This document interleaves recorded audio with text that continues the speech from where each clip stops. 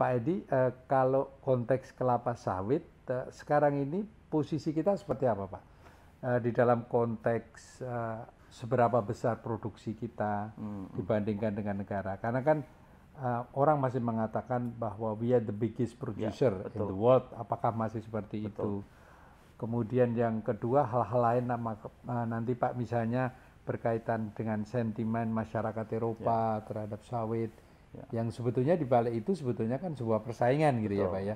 Monggo Pak Edi, bagaimana posisinya? Baik, Pak. Jadi sawit ini ternyata ini adalah merupakan komoditas yang sangat strategis Pak ya.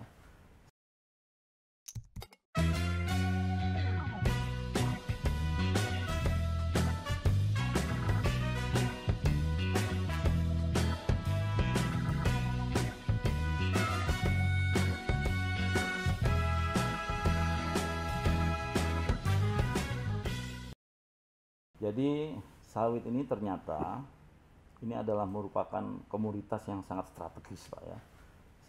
Setelah saya pelajarin semuanya, setelah saya lihat bersama, benar-benar sawit ini merupakan suatu komoditas yang sangat strategis. Karena apa? Tadi Pak Manto juga sudah sebutkan. Pertama, luasannya Pak. Luasannya itu kurang lebih sekarang itu ada 16,38 juta hektar. Ya. Jadi cukup luas lah ini juta tadi. Ya Pak ya. Okay, ya. Juta hektar. Nah, sehingga Indonesia itu sekarang sudah nyalip Malaysia. Kalau dulunya Malaysia itu the biggest growers ya of oil palm gitu, palm oil, sekarang kita sudah salip dia. Ya. Jadi kita adalah merupakan produsen terbesar di dunia, baru diikutin oleh Malaysia. Okay. Nah, dari 16,38 juta ini tadi, 41%-nya itu dimiliki oleh para pekebun, smallholders Pak. 41%. Kalau dulu mungkin PER itu Pak ya, perkebunan inti rakyat dulunya ya dulunya Pak. PER, tapi kemudian itu berkembang ada petani-petani swadaya. Jadi dengan harga sawit yang membaik, kemudian ini pekebun-pekebun ini secara swadaya ya, itu dia berupaya sendiri berupaya sendiri. Makanya disebut swadaya itu tadi, berupaya sendiri untuk membuka atau membuat perkebunan kelapa sawit ini tadi. Sehingga totalnya sekarang 41% dari 16 kira-kira 6 jutaan sekian. 6 juta sekian hektar yang dikuasain atau dimiliki oleh smallholders farmers ini tadi, pekebun-pekebun rakyat ini tadi. Dan itu mayoritis di Sumatera, Kalimantan Pak ya? Mayoritas sekarang mulai berkembang di Kalimantan. Ya Pak ya. Sumatera mulai dari Aceh sampai dengan Sumatera bagian selatan itu ada semuanya, di provinsi-provinsi itu ada sawit. Kemudian dari situ berkembang dia ke Kalimantan. Ya, Kalimantan mulai Kalimantan Tengah, Kalimantan Barat, Kalimantan Timur, Selatan ada semuanya Pak sekarang itu. Di situ yang terbesar Sumatera, dan sekarang sudah mulai juga merambah ke Sulawesi. Sulawesi ada, di Sulawesi Barat ya, Sulawesi Barat misalnya di situ, dan di Papua. Papua sudah mulai ada Pak. Tanah cocok gitu ya Pak ya? Iya. Jadi kayak seperti di Manokwari gitu kan ya.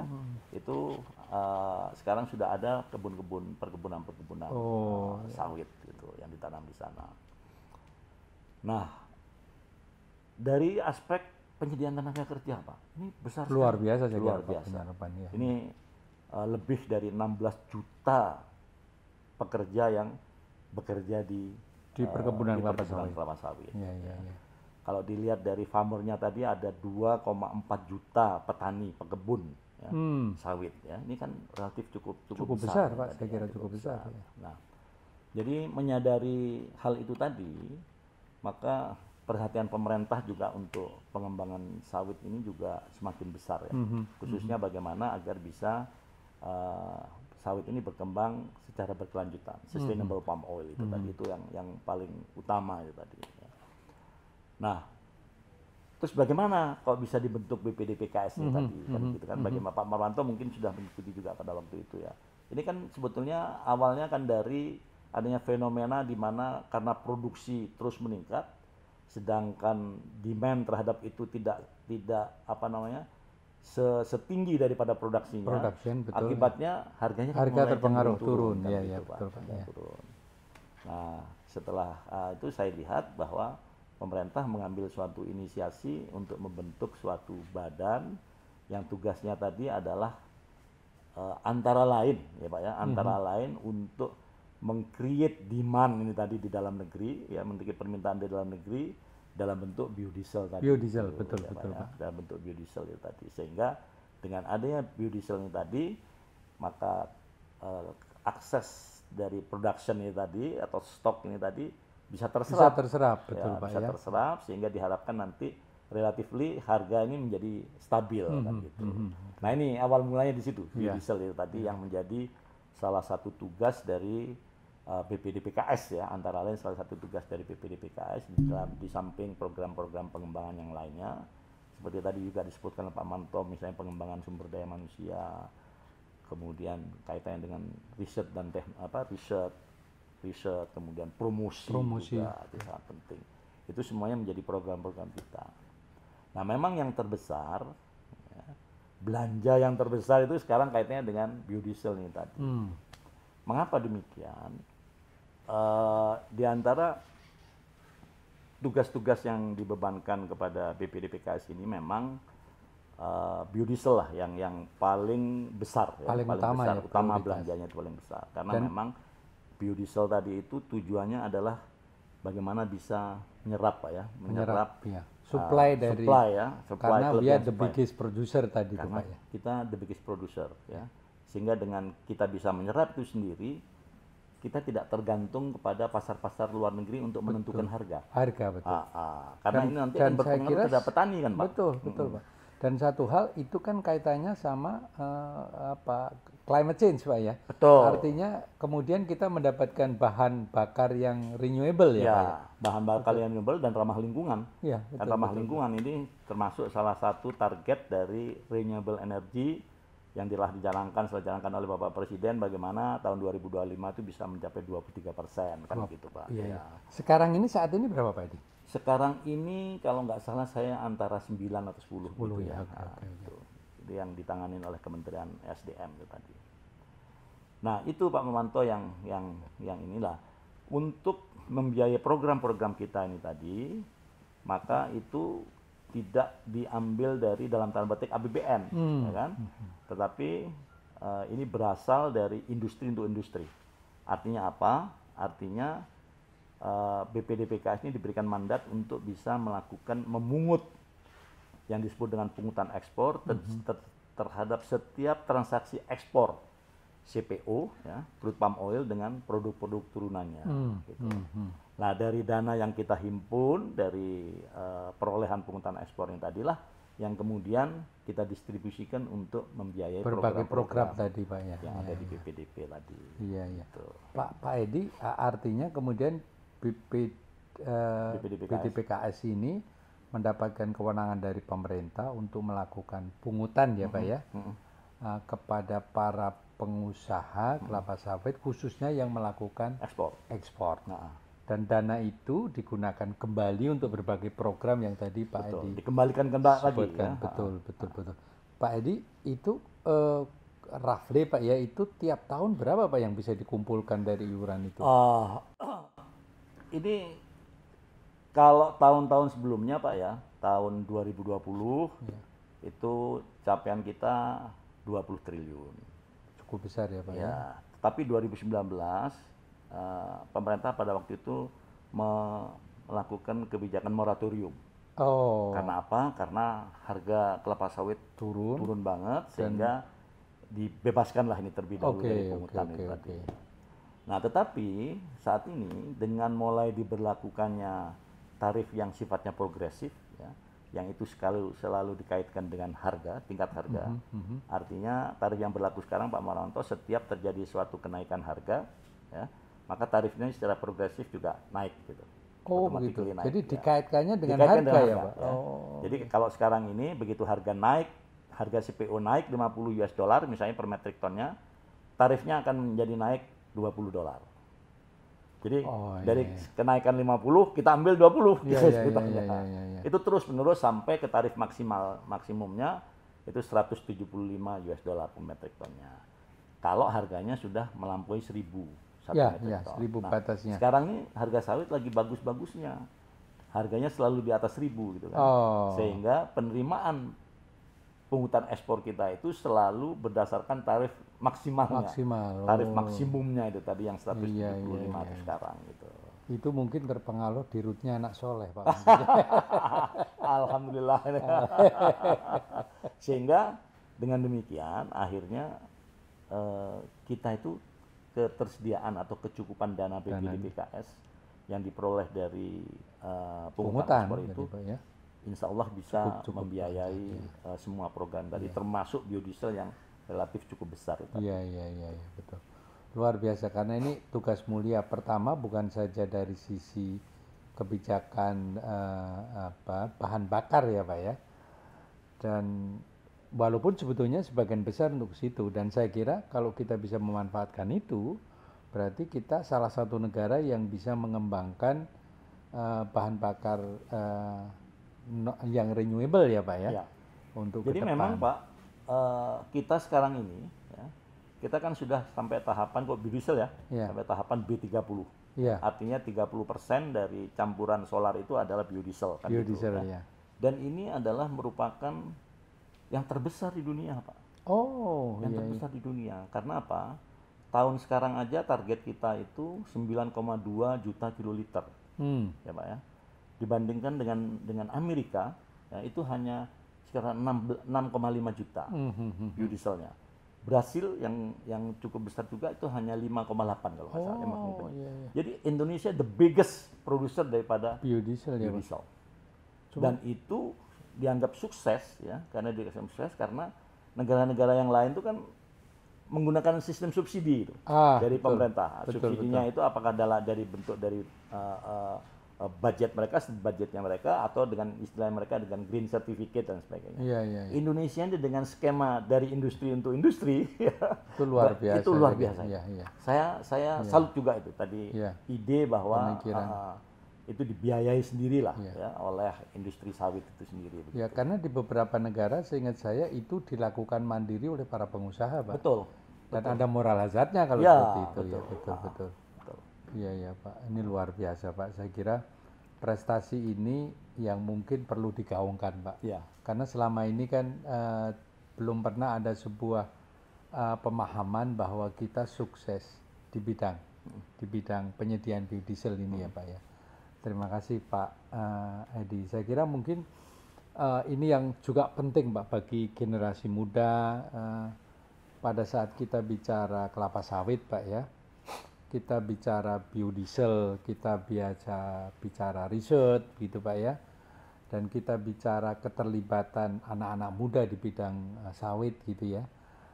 Pak Edi ada semacam sharing gitu kepada anak muda gitu, bagaimana berkesempatan untuk berkarya yang melibatkan pengetahuan sawit Pak ya, mungkin untuk bekal teman-teman muda ini Pak ya. Ya, jadi begini Pak. Sawit ini sebetulnya saya lihat adalah merupakan anugerah ya, anugerah dari Tuhan lah gitu. Hanya kebetulan karena sawit itu hanya bisa ditanam di daerah tropis. Betul. Sawit itu nggak bisa ditanam di Eropa karena nggak daerah tropis. Dan itu sebabnya Eropa kurang begitu senang ya Pak ya. Kira-kira seperti itu ya kan, sehingga kemudian sawit ini juga produktivitasnya paling bagus. Paling tinggi. Paling tinggi ya. Dibandingkan dengan minyak-minyak nabati lain seperti soybean misalnya. Soybean itu produktivitasnya itu kira-kira 1/10 dari kita. Sehingga pemanfaatan lahan kita ini ya dengan lahan yang sedemikian rupa begitu ya, itu bisa menghasilkan produktivitas yang lebih tinggi dibandingkan dengan minyak-minyak nabati lain. Soybean, rapeseed, sunflower misalnya dan sebagainya itu tadi. Jadi kita beruntung nih tadi. Nah, karena sifat daripada kelapa sawit yang seperti itu, ini kemudian menjadi semacam persaingan dagang nih tadi kan Pak Maranto. Itu khususnya dari negara di Eropa, penghasil rapeseed misalnya, membahayakan nih tadi mereka, sehingga mereka mulailah mencari titik-titik lemah gitu. Mulai dinyatakan bahwa minyak sawit itu tidak sehat, tidak baik untuk kesehatan. Minyak sawit itu berasal ditanam dengan melakukan deforestasi misalnya, mengundulkan tanah, merusak hutan tropis, dan merusak keragaman hayati, biodiversity dan lain sebagainya itu tadi. berbagai macam campaign black campaign ini, kampanye hitam ini yang disuarakan oleh mereka ya. Bukan hanya di luar negeri, bahkan di dalam negeri pun juga seperti itu. Ya. Nah, oleh karena itu tadi disebutkan bahwa kita berusaha melalui berbagai riset lah ya, berbagai riset untuk memberikan suatu pembuktian akademis lah. Seperti apa sih sebetulnya sawit ini tadi? Sawit itu tidak seperti itu, tidak yang seperti dinyatakan seperti itu. Nah, oleh karena itu kami mempunyai beberapa program-program ya untuk meyakinkan khususnya kepada generasi muda kita, rekan-rekan adik-adik milenial ini tadi, supaya memberikan pandangan yang positif terhadap sawit ya. Ada beberapa program-program kita Pak, program-program milenial kita kumpulkan mereka. Kemudian kita juga bekerja dengan persatuan guru untuk bagaimana memberikan pengetahuan mengenai sawit kepada para guru-guru itu, sehingga guru-guru bisa menyampaikan misalnya kepada murid-muridnya dan sebagainya. Kita selalu juga mengadakan suatu lomba-lomba riset di tingkat mahasiswa, ya kan? Itu bagus sekali. Jadi bagus sekali. Jadi dengan demikian maka generasi muda itu mindsetnya bisa tidak begitu terpengaruh lah ya dengan black campaign ini terkait dengan masalah sawit ini tadi. Nah, sekali lagi saya juga menghimbau kepada generasi muda kita ini tadi bahwa peranan sawit ini sangat besar sekali di sisi perekonomian tadi disebutkan bisa menghasilkan devisa yang cukup besar, bahkan dalam kaitan dengan biodiesel ini menghemat devisa sebagai import substitution dan subagainya. Demikian juga dalam kaitannya kita climate change ya kan Pak ya, dengan energi yang ramah lingkungan tadi itu. Kemudian dari sisi sosial, penyiapan lapangan kerja yang cukup besar terutama di daerah rural, di daerah pedesaan.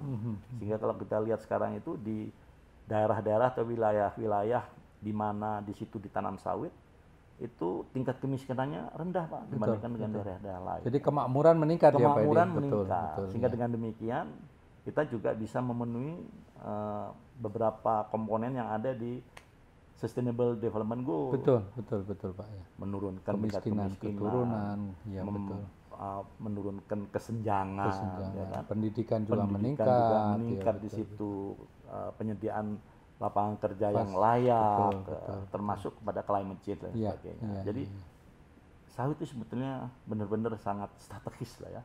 Oleh karena itu maka mari kita bersama-sama ini tadi untuk menyuarakan suatu kampanye-kampanye yang positif terkait dengan sawit ini tadi. Apa mendengarkan cerita Pak Edi tadi bahwa ternyata kelapa sawit kita bukan saja sangat bermanfaat bagi perkembangan perekonomian karena itu menyangkut perdagangan di dalam maupun di luar negeri, tetapi juga bisa menciptakan sebuah BBM yang sehat katakanlah ya. Biodiesel itu kan BBM yang sehat. Betul. Bukan saja sehat untuk climate gitu ya Pak ya, tetapi juga bisa menciptakan sebuah masa depan. Karena kemudian BBM ini tidak disedot dari dalam bumi ya Pak ya, tapi ditanam yang kemudian itu bisa sustainable. Saya kira ini belum banyak dipahami oleh generasi muda Pak, dan tadi beberapa pesan Pak Edi tadi akan menjadi bagian yang cukup penting. Pak, untuk closing remark Pak, ini khususnya untuk generasi muda dan para milenial ini Pak, monggo Pak Edi menyampaikan pesan-pesan khusus Pak. Ya, saya ingin berpesan bahwa adik-adik milenial ini harus berjuang terus Pak ya, mencapai suatu cita-cita, letakkan cita-citamu itu setinggi langit begitu. Jadi jangan takut untuk menghadapi keadaan apapun juga. Jadi mudah-mudahan kalau kita mau belajar dengan tujuan yang positif gitu untuk mencapai suatu hal, itu insya Allah itu akan bisa ada jalan Pak ya, pasti ada jalan. Kan kita ada kalau kepercayaan saya itu bahwa Tuhan itu tidak akan merubah nasib manusia apabila manusia itu sendiri tidak berusaha untuk mengubah nasibnya. Jadi ikhtiar artinya. Ikhtiar, Jadi jangan apa namanya, pantang menyerah, ya. Terus lakukan sampai ke istilah titik darah yang terakhir lah. Penghabisan, gitu. betul. Itu yang paling penting. Jadi kalau istilahnya Bapak Presiden sekarang itu kerja. Ya, itu tadi. Saya kira itu Pak. Jadi kita harus tumbuhkan semangat daripada generasi muda ini tadi di dalam era yang apa sekarang itu revolusi industri 4.0 ini tadi ya. Itu harus betul-betul ini generasi muda kita itu betul-betul bisa nanti menjadikan bangsa Indonesia ini sebagai bangsa yang unggul lah gitu ya di dunia internasional dengan kekayaan sumber daya alam kita, termasuk di dalamnya yang saya sebutkan sawit itu tadi. Iya. Pak Edi, terima kasih sekali Pak. Ini luar biasa Pak. Sebuah pengalaman dari pengalaman muda Pak Edi yang penuh dengan perjuangan Pak ya. Mencari sekolah yang ada beasiswanya, tetapi kemudian bisa langsung bekerja. Dan kita cukup bersyukur nampaknya kedua orang tua Pak Edi memberikan doa restu dan didikan yang luar biasa Pak saya kira. Karena apa? Tangan Tuhan yang mengatur itu Pak ya. Karena Bapak pengen jadi penerbang tapi akhirnya jadi ahli custom. Ini ahli luar cukai biasa. katanya. Ahli Kalau cukai orang bilang. luar biasa itu Pak. Dan kemudian perjalanan karier yang luar biasa. Dan ini menunjukkan bahwa kompetensi, wisdom Pak Edi sudah teruji dan itu menjadi bagian penting daripada proses pengembangan karier dan ini perlu dicontoh, dijadikan inspirasi. Dan terakhir sebetulnya Pak Edi pensiunnya sudah 2 tahun lebih awal sebelumnya, tetapi kemudian karena kompetensi, karena kebutuhan organisasi masih diperpanjang 2 tahun ya Pak Edi.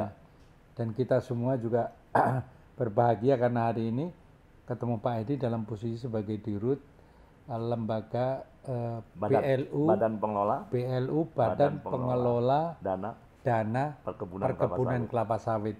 Ini luar biasa dan ini berarti Bapak harus mendharma baktikan kembali kenikmatan waktu tadinya Pak ya dengan keluarga yang mestinya pengabdian lah Pak ini. Pengabdian. Terima kasih sekali Pak Edi waktunya dan mudah-mudahan dan saya yakin bahwa ini akan menjadi inspirasi anak-anak muda kita. Terima kasih Pak Edi. Terima kasih Pak Mawanto. Sukses selalu Pak Edi. Terima kasih doanya.